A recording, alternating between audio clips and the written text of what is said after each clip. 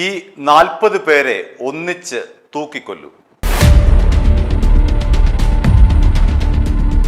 നെന്മാറ ഇരട്ടക്കൊലക്കേസിലെ പ്രതി ചെന്താമരയ്ക്ക് ഇന്നലെ പാലക്കാട് അഡീഷണൽ ജില്ലാ സെഷൻസ് കോടതി വധശിക്ഷയ്ക്ക് വിധിച്ചു. ഇതോടുകൂടി സംസ്ഥാനത്തെ ജയിലുകളിൽ ആകെ വധശിക്ഷ കാത്തുകിടക്കുന്നവരുടെ എണ്ണം 40ആയി. 39 പേരാണ് സംസ്ഥാനത്തിലെ വിവിധ ജയിലുകളിലായി വധശിക്ഷ കാത്തുകിടക്കുന്നത്. Poojappura central jail, Viyyur central jail, Kannur central jail എന്നിവിടങ്ങളിലാണ്. ചെന്താമരയെ കൂടെ കൂട്ടുമ്പോൾ 40 പേർ സംസ്ഥാനത്ത് വധശിക്ഷ കാത്ത് കഴിയുന്നത്. ഇതിലെ 2 പേർ സ്ത്രീകളാണ്. ഒന്ന് വിഴിഞ്ഞം ശാന്തകുമാരി കൊലക്കേസിലെ പ്രതിയായിട്ടുള്ള കോവളം സ്വദേശി റഫീഖ ബീവി, 2 ഷാരോൺ വധക്കേസിലെ പ്രതി ഗ്രീഷ്മ. ഇവർ 2 പേരും, അതായത് റഫീഖ ബീവിയും ഗ്രീഷ്മയും തിരുവനന്തപുരത്തെ അട്ടക്കുളങ്ങര വനിതാ ജയിലിലാണ് വധശിക്ഷ കാത്ത് കഴിയുന്നത്. എത്രയോ നാളുകളായി ഇവരുടെ വധശിക്ഷയ്ക്കായി നിയമ സംവിധാനങ്ങൾ ഇങ്ങനെ പോരാടിക്കൊണ്ടിരിക്കുന്നു. ഏറ്റവും അവസാനമായി കേരളത്തിൽ 35 വർഷങ്ങൾക്ക് മുൻപാണ് ഒരാളെ തൂക്കിലേറ്റിയത്. 1991 14 പേരെ കൊലപ്പെടുത്തിയ റിപ്പർ ചന്ദ്രനെ 1991 കണ്ണൂർ സെൻട്രൽ ജയിലിൽ വെച്ചിട്ടാണ് തൂക്കിക്കൊല്ലുന്നത്. അതിന് മുൻപ് 1979 പൂജപ്പുര സെൻട്രൽ ജയിലിൽ ഒരു തൂക്കിക്കൊല നടക്കുന്നത്. അഴകേശൻ എന്ന് പറയുന്ന കളിയിക്കാവിള സ്വദേശി. അയാൾ ദുർമന്ത്രവാദത്തിന് വേണ്ടി നിരവധി കുഞ്ഞുങ്ങളെ കൊന്നിട്ടുള്ള ഒരാളാണ് അഴകേശൻ. 79 തൂക്കിക്കൊല കഴിഞ്ഞിട്ട് പിന്നീട് എപ്പോഴാണ് തൂക്കിക്കൊല വരുന്നത്? 1991. പിന്നീട് അതിനുശേഷം സംസ്ഥാനത്തെ ഒരു ജയിലുകളിലും തൂക്കിക്കൊല ഉണ്ടായിട്ടില്ല എന്നുള്ളതാണ് യാഥാർത്ഥ്യം. അപ്പോൾ നമുക്ക് സ്വാഭാവികമായും സംശയം ഉടലെടുക്കും, ഈ ചെന്താമരയെ തൂക്കിക്കൊല നടത്തുമോ? ചെന്താമരയ്ക്ക് ഇപ്പോൾ തന്നെ 62 വയസ്സായി. ഇനി മേൽക്കോടതിയുണ്ട്, അതിൽ നിന്നും മേൽക്കോടതിയുണ്ട്, അവിടെ നിന്ന് വീണ്ടും പോകാം സുപ്രീം കോടതിയിലേക്ക്. സുപ്രീം കോടതി വധശിക്ഷ ശരിവെച്ചാൽ വീണ്ടും അപ്പീൽ പോകാം, അവിടെ നിന്ന് അപ്പീലിലും ശരിവെച്ച് കഴിഞ്ഞാൽ പിന്നീട് രാഷ്ട്രപതിയെ സമീപിക്കാം. അങ്ങനെ ഇതിൻ്റെ ഒരു പ്രോസസ് വളരെ നീണ്ടു നിൽക്കുന്നതാണ്. അതുകൊണ്ട് തന്നെ വധശിക്ഷ എന്ന് പറയുന്നത് കേരളത്തിൽ അത്യപൂർവമായി നടക്കുന്ന കാര്യം മാത്രമാണ്. വധശിക്ഷയ്ക്ക് വിധിക്കുന്നുണ്ട്, പക്ഷേ ആ വിധി നടപ്പിലാക്കാൻ കാലതാമസം എടുക്കുന്നു. നമ്മുടെ നിയമ സംവിധാനത്തിലെ കാലതാമസമാണ്, നിയമ സംവിധാനത്തിലെ നടപടിക്രമങ്ങളുടെ ഇഴച്ചിലാണ് ഈ 40 പേർ, ചെന്താമര അടക്കം 40 പേർ ഇപ്പോഴും ജയിലിൽ സുഭിക്ഷമായി ഉറങ്ങിക്കഴിയുന്നത്. നമുക്കറിയാമല്ലോ, ജയിലിലെ മെനു മട്ടനുണ്ട്, മീനുണ്ട്, എല്ലാ സംവിധാനങ്ങളുള്ള നല്ല മൃഷ്ടാന്ന ഭോജനം. അങ്ങനെ ജയിൽ എന്ന് പറയുന്ന ഒരു സുഖവാസ കേന്ദ്രമായി മാറിയിരിക്കുന്നു. ആരെ വേണമെങ്കിലും കൊല്ലാം, ഏത് കൊച്ചു കുഞ്ഞിനെ വേണമെങ്കിലും പീഡിപ്പിച്ച് കൊലപ്പെടുത്താം. വധശിക്ഷ വിധിച്ചാലും ഈ നിയമ നടപടികൾ മൂലം അനന്തമായി ഇവരുടെ വധശിക്ഷ നീണ്ടുപോകുന്നു. അതുകൊണ്ട് സുഭിക്ഷമായ രീതിയിൽ ജയിലിൽ ഇവർ കഴിഞ്ഞുകൂടുകയാണ്. നമ്മുടെ പൊതു ഖജനാവിലെ പണം ഉപയോഗിച്ചുകൊണ്ടാണ് ഇത്തരം കൊടും ക്രിമിനലുകളെ ജയിൽ പാർപ്പിച്ച് മട്ടനും ചിക്കനും കൊടുത്ത് അവരെ മീനും ചോറും കൊടുത്ത് വളർത്തി അങ്ങനെ ഇട്ടിരിക്കുന്നത്. സുഭിക്ഷമായ ജീവിതം അവർക്ക് ഒരുപക്ഷെ ഈ വധശിക്ഷ നടപ്പിലാക്കുന്നതിന് മുൻപ് തന്നെ പലരും മരിച്ചു പോയിരിക്കാം. ഇവിടെ പ്രധാനപ്പെട്ട ഒരു കാര്യം കൂടി എടുത്തു പറയാറുണ്ട്.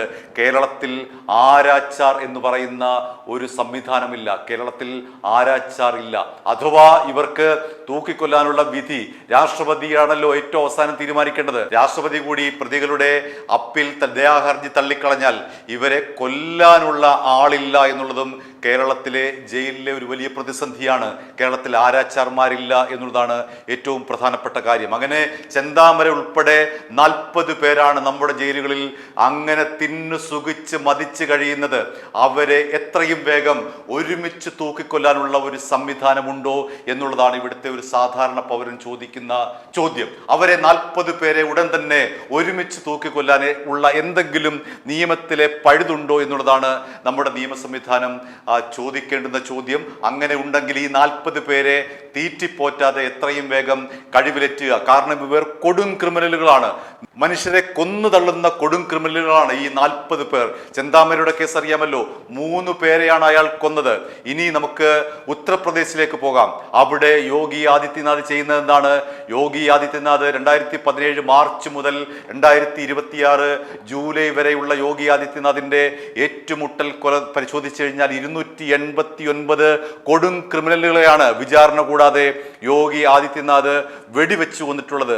സുപ്രീം കോടതി അതിനെതിരെ നിരവധി വിധികൾ മുന്നറിയിപ്പ് നൽകിയിട്ടുണ്ടെങ്കിലും അതിനെയെല്ലാം അവഗണിച്ചുകൊണ്ടാണ് യോഗി ആദിത്യനാഥ് ഇത്തരം കൊടും ക്രിമിനലുകളെ ഏറ്റുമുട്ടലിലൂടെ കൊലപ്പെടുത്തുന്നത്. 289 പേരെ കൊലപ്പെടുത്തി യുപിയിലെ മുഖ്യമന്ത്രിയായിട്ടുള്ള ആദിത്യനാഥ്. എന്ന് മാത്രമല്ല, ഇത്തരം കൊടും ക്രിമിനലുകളുടെ വീടുകൾ ബുൾഡോസർ കൊണ്ട് ഇടിച്ചു നിരത്തുകയാണ്. ഇവന്റെ തലമുറ ഇനി ഉണ്ടാകാൻ പാടില്ല എന്നുള്ള തീരുമാനത്തിന്റെ അടിസ്ഥാനത്തിൽ യോഗി ആദിത്യനാഥ് ഉത്തർപ്രദേശിലെ ഇത്തരം ക്രിമിനലുകളുടെ വീടുകൾ ഇടിച്ചു നിരത്തുന്നു. കൊലപാതകമുണ്ടായി കഴിഞ്ഞാൽ, അയാൾ കുറ്റവാളിയാണെന്ന് കണ്ടു കഴിഞ്ഞാൽ ഉടൻ യോഗി ആദിത്യനാഥിന്റെ ബുൾഡോസർ ആ വീട്ടിലേക്ക് വരികയായി അവനെ കൊന്നു തള്ളുന്നു, അവന്റെ വീടും ഇടിച്ച് നിരത്തുന്നു. അവന്റെ കുടുംബത്തിലെ ഒരാളെ പോലും ഇനി സമൂഹത്തിൽ വേണ്ട എന്ന നിലപാടാണ് യുപിയിൽ സ്വീകരിച്ചിരിക്കുന്നത്. ഇത് നിയമവിരുദ്ധ നിലപാടല്ലേ എന്ന് ചോദിച്ചാൽ തീർച്ചയായും അതെ. വിചാരണ കൂടാതെ ഒരാളെ കൊലപ്പെടുത്തുന്നത് നമ്മുടെ രാജ്യത്തിന്റെ നിയമ സംവിധാനത്തോടെ വെല്ലുവിളിയാണ്. പക്ഷേ യുപിയിൽ മുഖ്യമന്ത്രി യോഗി ആദിത്യനാഥ് അതെല്ലാം അവഗണിക്കുന്നു. കുഞ്ഞുങ്ങളെ അടക്കം ബലാത്സംഗം ചെയ്ത് കൊല്ലുന്നവനൊക്കെ 2-3 മണിക്കൂറിനകം യോഗി ആദിത്യനാഥ് ഏറ്റുമുട്ടലിലൂടെ കൊലപ്പെടുത്തുന്നു. തീർന്നില്ല, ഗുജറാത്തിലേക്ക് വരാം. ഇന്നലെ നടന്നൊരു സംഭവം, അവിടുത്തെ വസാദ് എന്ന് പറയുന്ന റെയിൽവേ സ്റ്റേഷനിൽ അമ്മയോടും അച്ഛനോടും ഒപ്പം ഉറങ്ങിക്കിടന്ന 4 വയസ്സുകാരിയായിട്ടുള്ള ഒരു കുഞ്ഞിനെ സുരേഷ് പാർമർ എന്ന് പറയുന്ന ഒരു കൊടും ക്രിമിനൽ തട്ടിക്കൊണ്ടുപോയി ബലാത്സംഗം ചെയ്ത് കൊലപ്പെടുത്തി.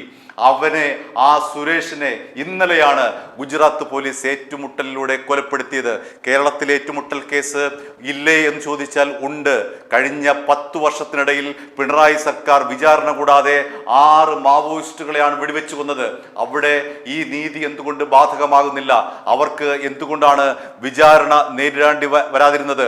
അതുപോലെ നമ്മുടെ കുഞ്ഞുങ്ങളെ ബലാത്സംഗം ചെയ്ത് കൊല്ലുന്നവരെ, ഇപ്പോൾ വധശിക്ഷ കാത്തു കഴിയുന്ന ചെന്താമര അടക്കമുള്ള 40 പേരെ യുപിയിലെ പോലെ ഏറ്റുമുട്ടൽ കൊലപാതകത്തിലൂടെ എന്തുകൊണ്ട്, എൻകൗണ്ടറിലൂടെ എന്തുകൊണ്ട് കേരളത്തിൽ കൊലപ്പെടുത്തിക്കൂടാ എന്നുള്ളതിന്റെ ചോദ്യത്തിന് ഉത്തരം അങ്ങനെ നിയമം അനുവദിക്കുന്നില്ല എന്നുള്ളതാണ്. എന്നാൽ ഈ 6 മാവോയിസ്റ്റുകളെ കൊന്നപ്പോൾ ആ നിയമം ബാധകമായില്ല എന്നുകൂടി പറയേണ്ടിയിരിക്കുന്നു. കാരണം അവരും കുറ്റവാളികളാണ്.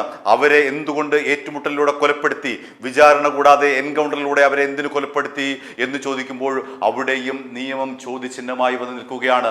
അതും നിയമപരമായി തെറ്റ് തന്നെയാണ് അത്തരം എൻകൗണ്ടർ കൊല. പക്ഷേ യുപിയിൽ ചെയ്യുന്നത് പോലെ ഉടൻ നീതി നടപ്പിലാക്കുക എന്നുള്ള എൻകൗണ്ടർ കൊല കേരളത്തിൽ നടത്തിയിരുന്നുവെങ്കിൽ ചെന്താമര ഉണ്ടാകുമായിരുന്നില്ല. ചെന്താമര രണ്ടാമതും വന്ന് 2 പേരെ കൊലപ്പെടുത്തുകയായിരുന്നില്ല.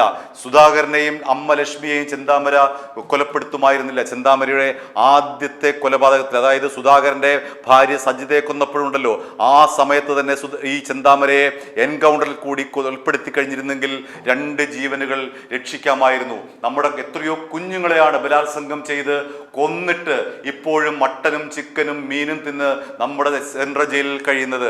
അവരെയൊക്കെ എൻകൗണ്ടർ കൊലയിലൂടെ കൊലപ്പെടുത്തിയിരുന്നുവെങ്കിൽ ഒരുപക്ഷെ നീതി നടപ്പിലാകുമായിരുന്നു. ഇവരെ എന്തിനാണ് തീറ്റിപ്പോറ്റുന്നത്? 35 വർഷത്തിന് ശേഷം ഒരൊറ്റ ഒരാളെപ്പോലും വധശിക്ഷയ്ക്ക് നമ്മുടെ ജയിൽ അധികൃതർ, നമ്മുടെ നിയമ സംവിധാനം വിധേയമാക്കിയിട്ടില്ല. അവരുടെ ഹർജികൾ ഇങ്ങനെ പരിഗണിച്ചുകൊണ്ടേയിരിക്കുന്നു, അനന്തമായി നീളുന്നു. ഒരുപക്ഷെ ഇവരുടെ വധശിക്ഷ ശരിവെച്ചുകൊണ്ട് രാഷ്ട്രപതിയുടെ അവസാന തീരുമാനം വരുന്നതിന് മുൻപ് തന്നെ ഇവരൊക്കെ പ്രായാധിക്യം മൂലം മരിച്ചു പോകാനുള്ള സാധ്യതയേറെയാണ്. അതുകൊണ്ട് വധശിക്ഷ എന്ന് പറയുന്നത് കേരളത്തിലൊരു സ്വപ്നം മാത്രമാണ്. ചെന്താമരയെ വധശിക്ഷയ്ക്ക് വിധിച്ചു, ഇനി അയാൾ മേൽക്കോടതിയിൽ അപ്പീൽ പോകും. അങ്ങനെ രാഷ്ട്രപതിയുടെ ദയാഹർജി വരെ അയാളെ ഈ മട്ടനും ചിക്കനും മീനും കൊടുത്ത് തീറ്റിപ്പോറ്റി നല്ല തടിച്ച് കുട്ടപ്പനാക്കി ജയിലിലിടുന്ന ഒരു സംവിധാനമാണ് കേരളത്തിലുള്ളത്. പറഞ്ഞു വരുന്നത് ഒരിക്കലും എൻകൗണ്ടർ കൊല ശരിയാണ് എന്നല്ല, നമ്മുടെ നിയമ സംവിധാനത്തെ വെല്ലുവിളിക്കുന്നത് തന്നെയാണ് ഈ ഏറ്റുമുട്ടൽ കൊലപാതകം. പക്ഷേ കേരളത്തിൽ ഏറ്റുമുട്ടൽ കൊലപാതകം നടന്നിട്ടുണ്ട്. 6 മാവോയിസ്റ്റുകളെ ഇത്തരത്തിൽ ഏറ്റുമുട്ടലിലൂടെ വധിച്ചുവെങ്കിൽ എന്തുകൊണ്ടാണ് ചെന്താമരയെ പോലെയുള്ളവരെ വധിക്കാത്തത്, ഏറ്റുമുട്ടൽ കൊലയുടെ എൻകൗണ്ടറിൽ കൂടെ വധിക്കാത്തത് എന്നുള്ള സാമാന്യ യുക്തി മാത്രമാണ് ഇവിടെ ഉന്നയിക്കുന്നത്. i2i News, an eye for truth. i2i News subscribe ചെയ്തിട്ടില്ലാത്തവർ ഇപ്പോൾ തന്നെ സബ്സ്ക്രൈബ് ചെയ്യുക. നോട്ടിഫിക്കേഷൻ ലഭിക്കുവാൻ ബെൽ ബട്ടണും അമർത്തുക.